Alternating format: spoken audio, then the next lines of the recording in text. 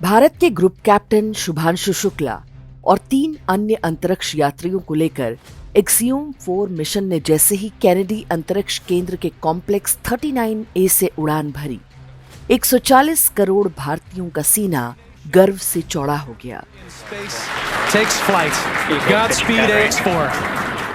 International space station यानी ISS में वे गुरुत्वाकर्षण से जुड़े कुल 7 एक्सपेरिमेंट्स का हिस्सा होंगे।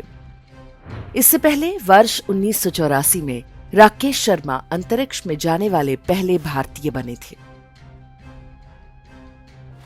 शुभांशु शुक्ला ने रास्ते के अनुभव के बारे में हिंदी में एक संदेश भी भेजा। 40 साल बाद हम वापस अंतरिक्ष में पहुंच गए हैं और कमाल की राइड थी। इस समय हम 7.5 किलोमीटर प्रति सेकंड की रफ्तार से पृथ्वी के चारों तरफ घूम रहे हैं और मेरे कंधे पे मेरे साथ मेरा तिरंगा है जो मुझे बता रहा है कि नहीं हूँ, मैं आप सबके साथ हूँ। ये मेरी इंटरनेशनल स्पेस स्टेशन की जर्नी की शुरुआत नहीं है, ये भारत के ह्यूमन स्पेस प्रोग्राम की शुरुआत है और मैं चाहता हूँ कि आप सभी देशवासी इस यात्रा का हिस्सा बने। आपका भी सीना गर्व चौड़ा होना चाहिए, आप भी उतना ही एक्साइटमेंट दिखाइए। आइए हम सब मिलकर भारत की ह्यूमन स्पेस प्रोग्राम की जर्नी की शुरुआत करें। धन्यवाद। जय हिंद, जय भारत। शुभांशु शुक्ला हो या राकेश शर्मा, ये निश्चित रूप से उनकी निजी और एक राष्ट्र के रूप में हम सब की सामूहिक उपलब्धि है। ये कहने की आवश्यकता नहीं कि उनका चयन पूरी तरह से योग्यता के आधार पर हुआ होगा। इसमें किसी तिकड़म, जुगाड़, सिफारिश, भाई भतीजावाद या किसी प्रकार के आरक्षण की कोई भूमिका नहीं रही होगी। ऐसा भी नहीं है कि शुभांशु शुक्ला के बाप दादा अमेरिका आते जाते रहते थे, इसलिए उनको कोई क्लास प्रिविलेज मिल गई। कोई कहे कि भारत के पहले दोनों ही अंतरिक्ष यात्री ब्राह्मण हैं, तो इसमें कुछ गलत नहीं।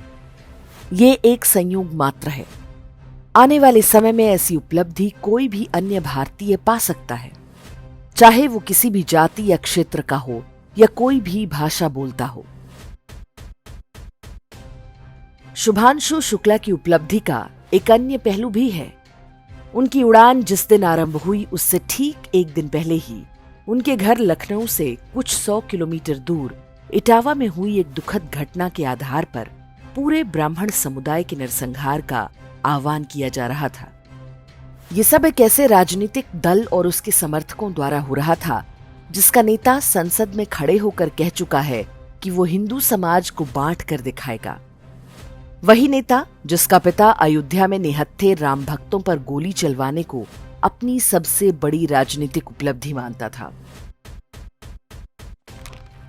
ब्राह्मणों को गाली देना और इसकी आड़ में भारत के बहुसंख्यक हिंदू समाज को टारगेट करने का चलन नया नहीं है।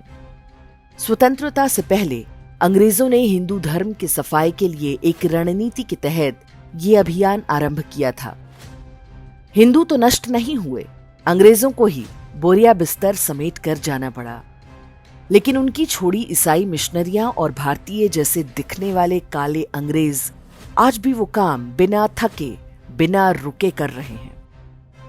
आज तो ब्राह्मणों को दोषी मानना भारत की पूरी हिंदू विरोधी व्यवस्था का संस्थागत चरित्र बन चुका है।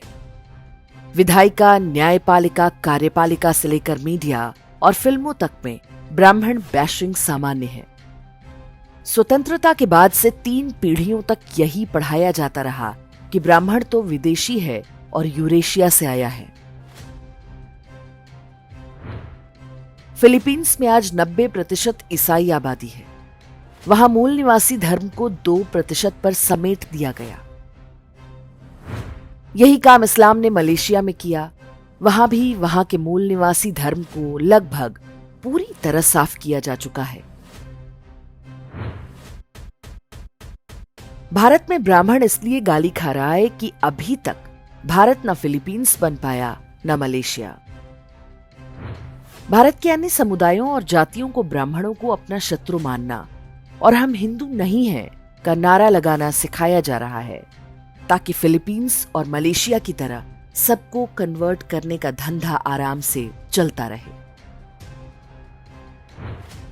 जब हम ब्राह्मणों की बात करते हैं तो हमें कोई भ्रम नहीं होना चाहिए कि शर्मा, शुक्ला, पांडे, मिश्रा जैसे सरनेम वाले सारे व्यक्ति ब्राह्मण ही होते हैं। कुछ वामपंथी और कुछ क्रिप्टो भी हैं जो मारीच की तरह भेष बदलकर हिंदू धर्म को नष्ट करने में जुटे हैं। मीडिया से लेकर राजनीति तक में ऐसे बहुरूपीय बहुतायत में पाए जाते हैं।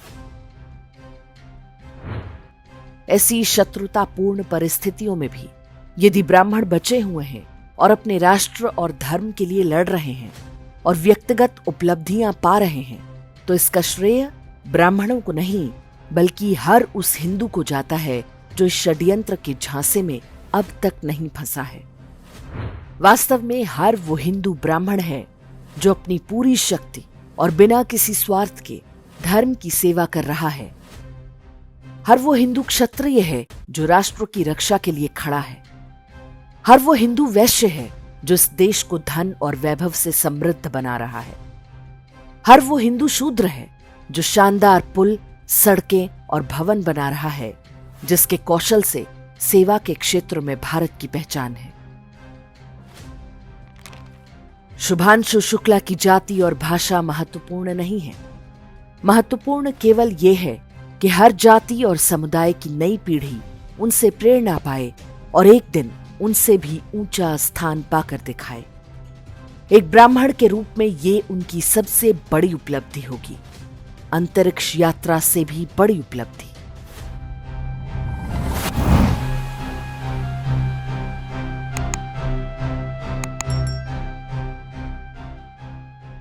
इंडेक्स ऑनलाइन के वीडियो समाज को समर्पित हैं।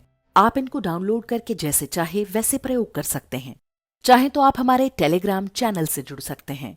वहां सारे नए पुराने वीडियो आपको मिल जाएंगे। हमारे सोशल मीडिया लिंक हर वीडियो के डिस्क्रिप्शन में होते हैं। हमारा एकमात्र उद्देश्य हिंदू समाज को जागृत और एकजुट करना है। इसमें सहभागी बने। धन्यवाद।